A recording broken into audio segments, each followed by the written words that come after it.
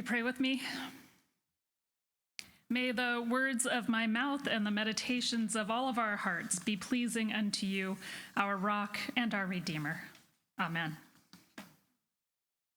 Well, welcome to Lent. All right, we've talked some about the practices of Lent, these weeks leading up to Easter, a time of preparation and reflection. It's historically a time of fasting, but that fasting can be self-defined to include what's most helpful for your reflection and preparation for the coming high holy days of Easter. In the early church, these weeks of Lent, and they run from now until Easter, which this year falls on April 5, right? It's based on the moon and the only way to figure out when Easter is to look at your calendar every year. It falls on April 5 this year. And these weeks of Lent were used for preparation in advance of baptism for those who were new converts to Christianity.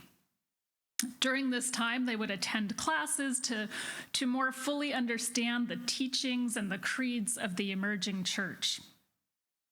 Well, today we begin our Lenten journey with a story of joy and delight. Jesus is at a wedding reception. It must have been someone well-known and well-loved in the community. It's a big party. People are having a good time. They are a community that loves their wine. And then the most horrible thing happens. They run out of wine. I know. I heard someone gasp. How did they not plan better? Years ago, my family and I attended a wedding. It was a lovely young couple. It was a lovely wedding ceremony and reception. There were huge dominoes out in the grass that you could play with. We had 2 small kids at the time, as I said. They were about 3 and 6 years old. And we were seated at a table that had some other young kids there. The caterers went from table to table, inviting them to go to the beautiful buffet. The caterers must not have ever had young children. They invited all the tables around us. We kept thinking, they're coming to us next. But they weren't. There we were with our hungry children, and we waited and waited and waited. I'm often a rule keeper, unless I think the rules don't apply to me, and I would not go to the buffet without being invited. We were desperate for anything to put in our kids' mouths, and I took snacks everywhere, but this day, either we had eaten them all, or I had thought, there's going to be great food. I don't need snacks. And finally, our turn came. We were indeed the very last table. We maintained a facade of calm, but we were desperate to get to that buffet table. We had seen the food on others' plates, many plates. It all looked so good. The salmon looked delicious. And I grew up in the Northwest. I love myself some good salmon. And my kids loved salmon at this point. So this was going to erase the memory of the hungry wait. You see it coming, right? When we got to the buffet, we were mystified. There was no salmon left. But wait, there was no chicken.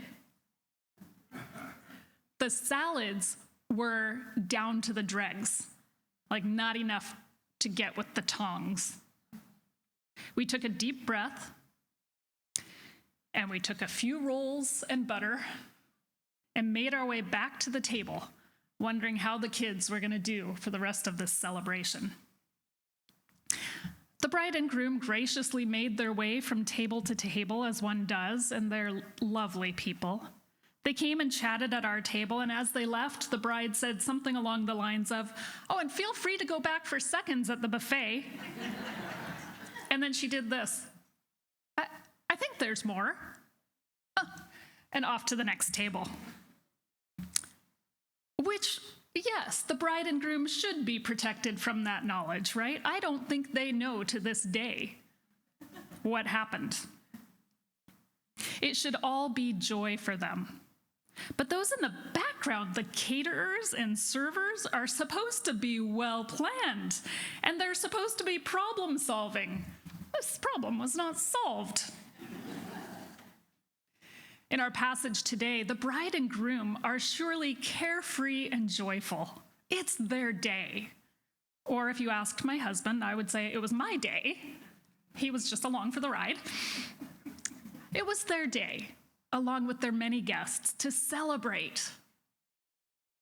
But the servers and the wine steward are panicking. Maybe the flowers had cost more than expected. Maybe the wine delivery got delayed, right? They got that message from Amazon saying that the order is behind schedule but should be there in a couple of days. Maybe the out-of-town relatives unexpectedly showed up en masse. Something did not go to plan. And somehow Mother Mary is in the know. Mom always knows. The party is about to end sooner than planned, though the guests don't know it yet. The guests will all find out that they ran out of wine. They won't talk about the beautiful ceremony or the amazing flowers or the bride's first dance or the dance with her dad. They won't talk about the dance floor. Their wedding will be the one that ran out of wine. Like a title in a Friends episode, the one where they ran out of wine. It will be embarrassing. The couple might withhold payment to the caterers. They'll never be hired again. But the embarrassment will never go away. But Mary knows what to do. Maybe she was a quiet presence, noticing those who were meant to be invisible. However she knew, she went to her son. Fix it. He pushes back. My time has not yet come. Perhaps with a wink and a shrug to the caterers, she tells the servants, do whatever he says. Like a cute little power play. Jesus spies some empty water jugs. And these are big jugs. He tells the servants to fill them with water. Okay. They fill them to the brim. After all, Mary said to do whatever he says, and they dare not do otherwise given the emergency. You say fill them? Oh, we'll fill them right to the brim. And then the wine steward tastes what's in those jugs. It's the best wine of the night.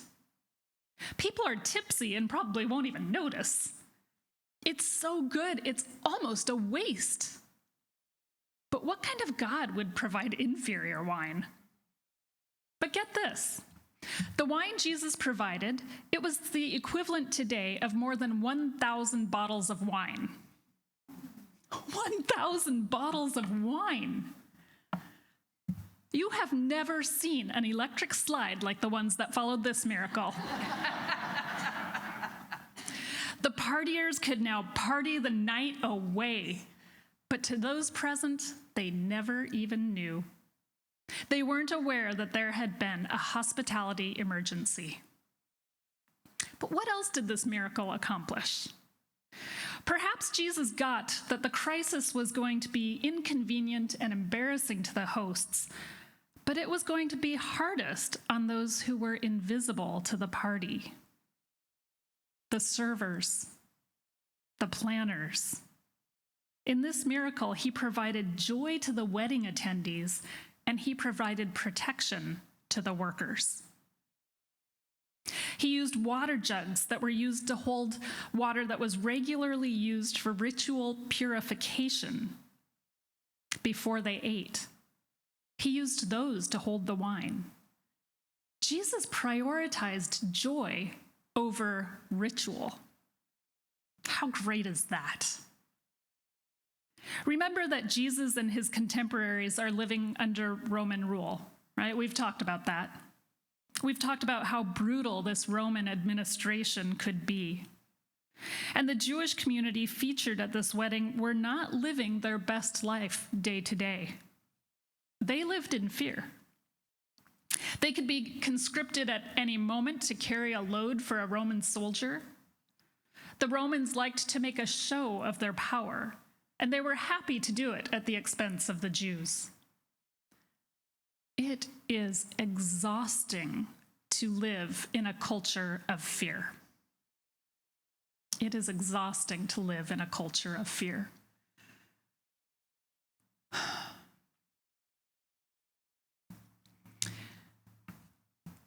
When I ask in various places for people to share the highlights and lowlights of their week, often I refer to them as roses and thorns. Various things are mentioned. Life events, events of the week. But I'm not sure I've been in a group setting where the current political landscape is not mentioned. We increasingly feel the load of injustice, even those of us who are in the majority, let alone those who are immigrants or people of color, even if citizens. Imagine the people who are invisible, the load that they are feeling, the fear. And fear feeds on fear, right? It's a cruel reality that the fear created actually causes more fear unless we actively work against it. Together Lab, the nonprofit I've mentioned that's doing education and training for clergy and people of faith, had some suggestions to work against that fear. And one piece that continues to stick with me is the idea that joy is an act of resistance. In the face of oppression or fear-mongering, creating joy is an act of resistance and taking up space with that joy with one another. They talk about this taking up space. And when people rule and want to create fear, they value isolation because isolation breeds more fear. When we are alone, we are apt to feel less powerful and more diminished. When our nation was enslaving people and creating an economy fully based on fear and debasement of an entire people group, those enslaved created moments of resistance, even in the midst of their horrible, backbreaking, unjust work. In the midst of a culture of oppression and fear, they sang songs that we love. They sang songs to make it through another day and try to create some joy in the midst of horrible conditions. They wrote, created, Swing Low, Sweet Chariot, Go Down, Moses, Nobody Knows the Trouble I've Seen. Sometimes I feel like a motherless child. Go down to the river to pray. Ain't gonna study war no more. Many things, trying to find joy in the midst of oppression. By singing what have become known as the spirituals together, they fought being isolated. They worked against a joyless existence. In the midst of radical injustice, they demonstrated a fierce resistance. As a church, we will choose to show up. We will choose to try to learn how to use our power and our privilege. We will listen to God's call on us and for us. We will go to rallies. We will deliver food to schools. We will walk neighborhoods to make sure that kids can get to school safely when their parents fear leaving their homes. We will blow whistles. We will provide a presence at the ICE headquarters. We will accompany people. We will because we can and we must.